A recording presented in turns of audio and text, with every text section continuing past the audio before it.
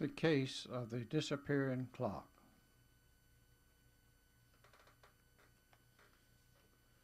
Or how Houston City Hall lost face, are two names Lynn Ashby of the Houston Post gave to Houston City Hall in his column of May the 2nd, 1978.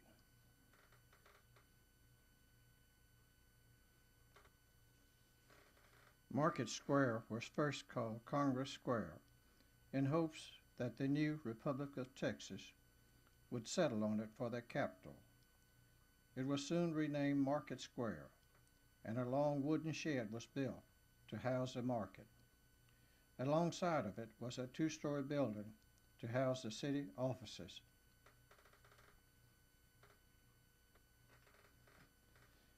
In 1873, during Reconstruction, this city hall was built and was called the Carpet-Bag City Hall.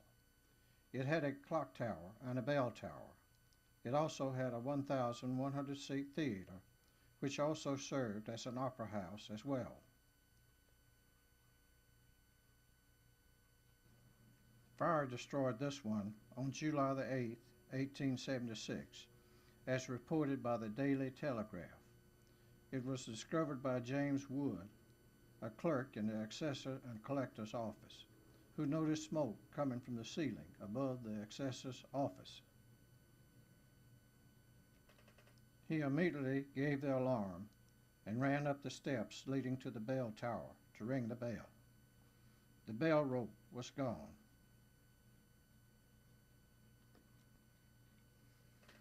He became overcome by smoke that he nearly passed out, and he had to crawl down the steps.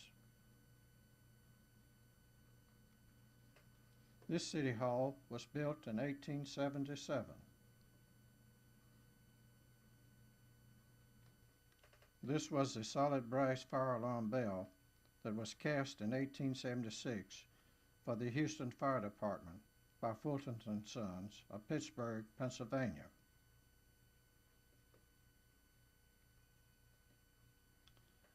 The bell was used to summon the populace in times of fire and emergencies.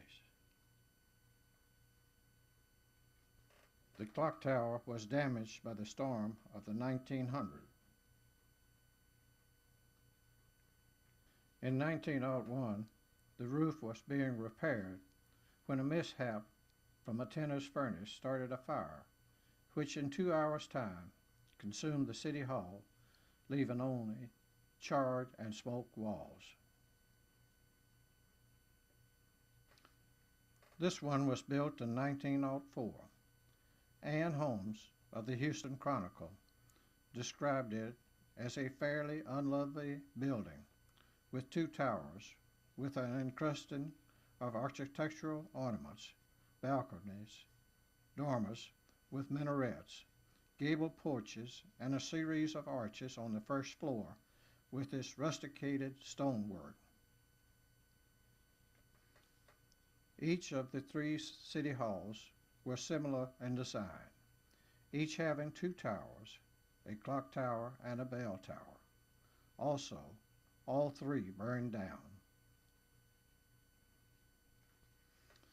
A Model 16B hour strike Seth Thomas Tower clock was installed in the City Hall in 1904. Its serial number was 1238, and it cost the city $1,100 to install. It was arranged so that it struck a 2,800-pound bell above the movement.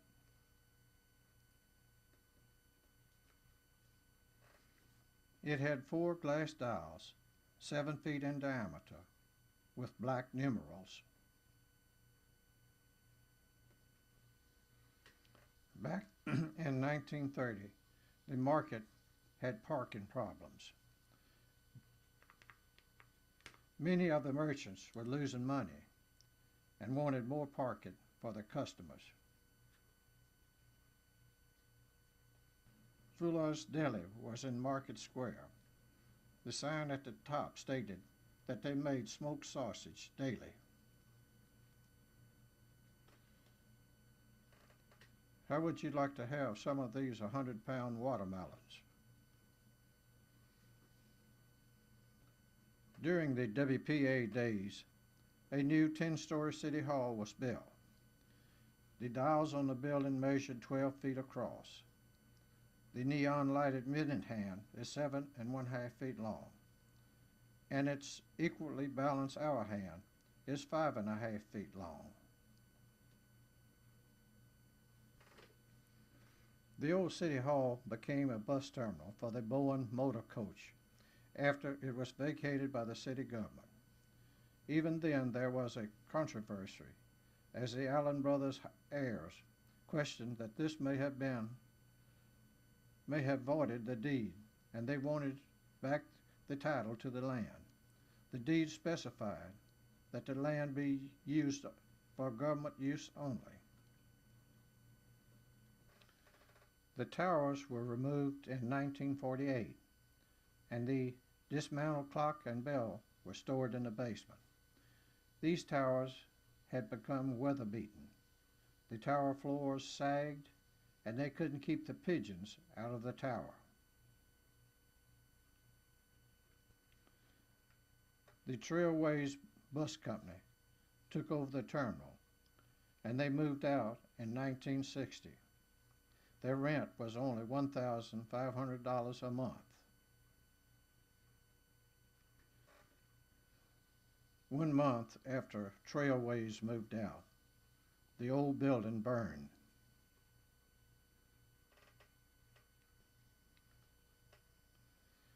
The clock escaped serious injury, and it was crated and moved to the old City Hall annex. Later, it was stored under a parking ramp at the old Sam Houston Coliseum. A gas line explosion at the Coliseum in 1968 caused the clock to be moved to the M&M building by the Market Square Association, who are dedicated to preserving Market Square. The city leased the clock to them for $1 a year for safekeeping and repairs, and it was with this arrangement that the city kept control of the clock. An article dated October 10, 1976, stated that the city officials hoped to raise $100,000 in contribution to build a tower in the planned park in Old Market Square to house the clock. This plan failed, as only about $100 were raised. Everyone thought the clock was safe in the M&M building. Little did they know that it had disappeared until Pat Daniels found information in the Texas Tourist Development newsletter dated February 1978, stating that Clyde Gray had obtained the old City Hall clock to be used as an attraction for his heritage garden in Woodville, Texas. This made Pat Daniels start a campaign to get the clock back to Houston. How did the clock and the fire bell mechanism wind up in the weeds in a yard of an antique dealer in Shepherd, Texas?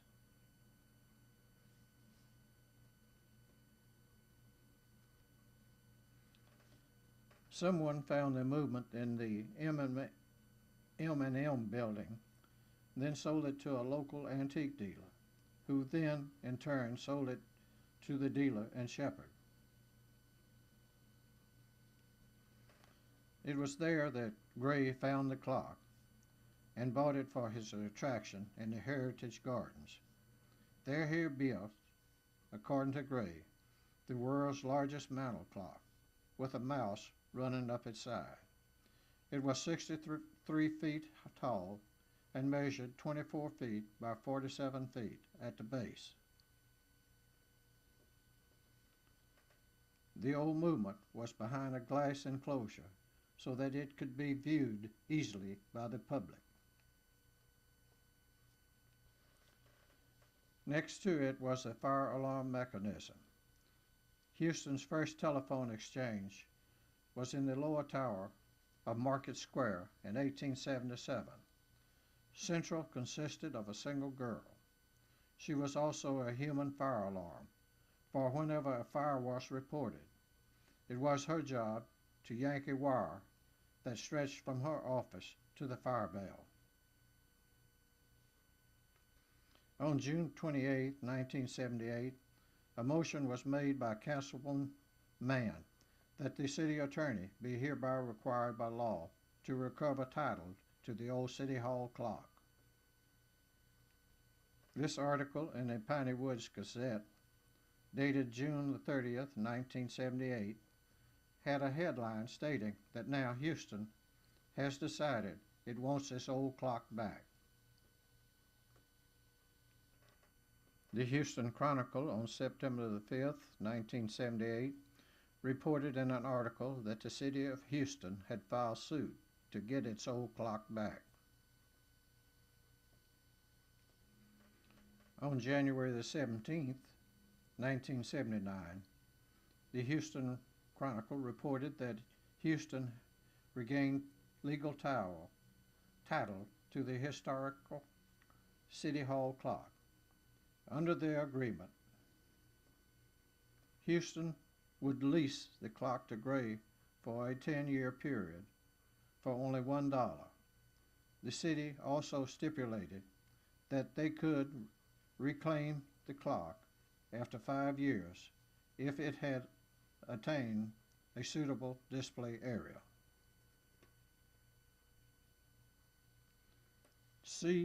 CLOCK, a committee to liberate our clock quickly, was formed to assure the return of the clock to its proper home in Old Market Square. On May 29, 1982, the Houston Chronicle ran an article on a proposed redesign for Market Square. Preliminary drawings called for a stage, a pond, and a terraced seating area. Also, the search was on to locate the old plans for the City Hall Tower so that the tower could be incorporated into the park plans. Jim Barlow in the Houston Chronicle on August 5, 1982, reported the landmark might be returned, but park designs created conflict.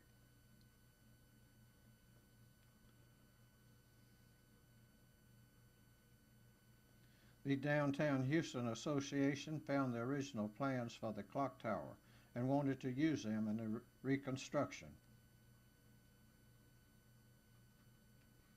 However, these plans irritated the Old Market Square Preservation Committee because they were afraid of problems arising from winos and drifters.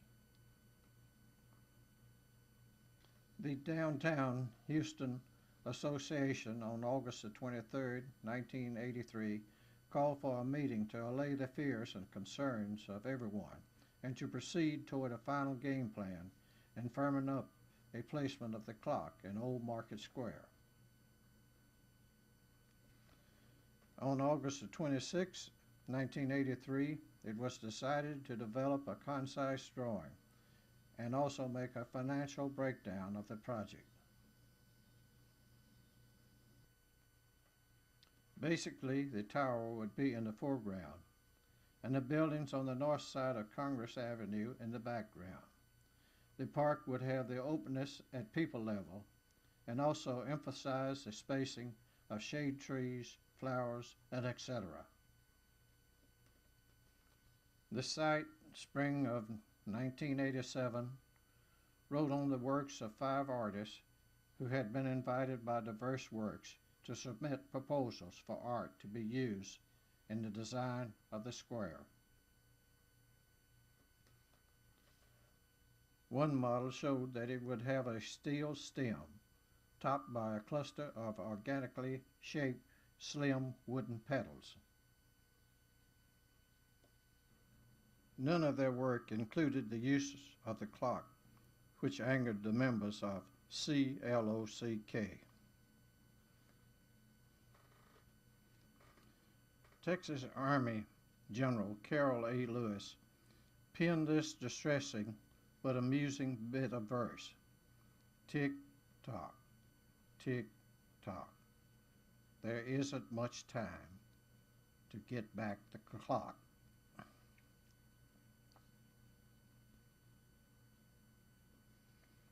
The February 21st, 1988 issue of the Houston Chronicle had this article by Bob Tutt. His heading was Groups Urge Sighting of Old Clock in Market Square. Still, the verse works questions how the clock would fit in with their planned redesign of Market Square. A newsletter of the Greater Houston Preservation Alliance in March of 1988 called for the preservation of the clock in Market Square. Their concepts takes its inspiration from the Italy that was in the Houston Festival lights. The outline of the building would be created using structural members, and the outline would be lighted in the evenings, recreating the presence of the old City Hall on the square.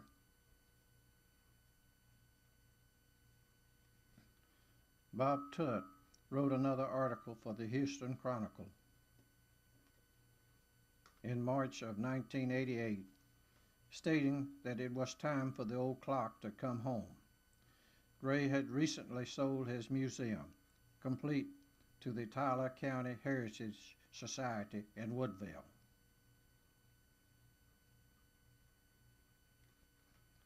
They asked the city of Houston to take the clock back. Pat Daniels wrote in the Houston Chronicle on May the 15th, 1988, that Houston's clock belonged in Market Square and that it is a true relic of Houston's heritage and a reminder of the city's dramatic history. And now is the time for serious consideration of the consequences if Market Square Park were restructured without the clock. This is the way the square looked in 1988. It was a parking lot. Daniel also states that the old clock is the only existing relic available that can tie the past of the park with its present and future. Any other representation of the park's history would not be the happy permanent home for what has been a sadly neglected relic of the city's heritage. Houston Parks and Recreation Department went to Woodville, where it dismantled the clock and brought it back to Houston.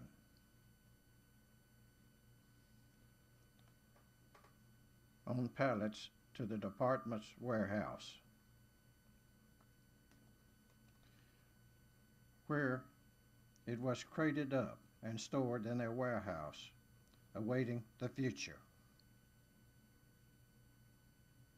Meanwhile, Diverse Works had solicited money to complete their concept for Market Square. The center of attraction was this steel stem tree with a cluster of wooden petals. Some still wanted the clock in the square, but apparently it isn't going to happen. In 1994, a plan was proposed to build a clock tower as a focal point for an outdoor cafe. Then in 1994, Kenny Myers donated part of the land which he owned across from Old Market Square.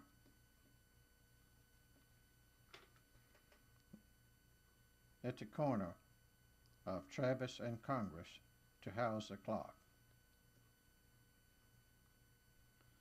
Also, the City Council allotted money for restoring the clock to operating condition, and it was taken to Minnesota to be restored.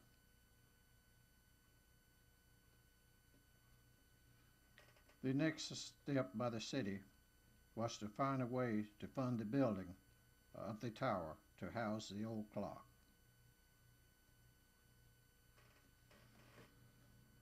In July of 1995, the step was realized when Saul Friedman donated the funding for the design and construction of the tower. The tower is to be a memorial for his parents.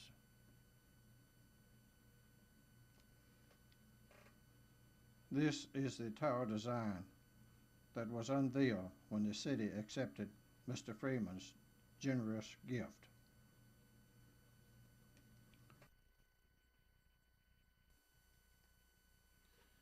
Construction of the tower began in the late 1995. This picture was made in January of 1996, showing the framework.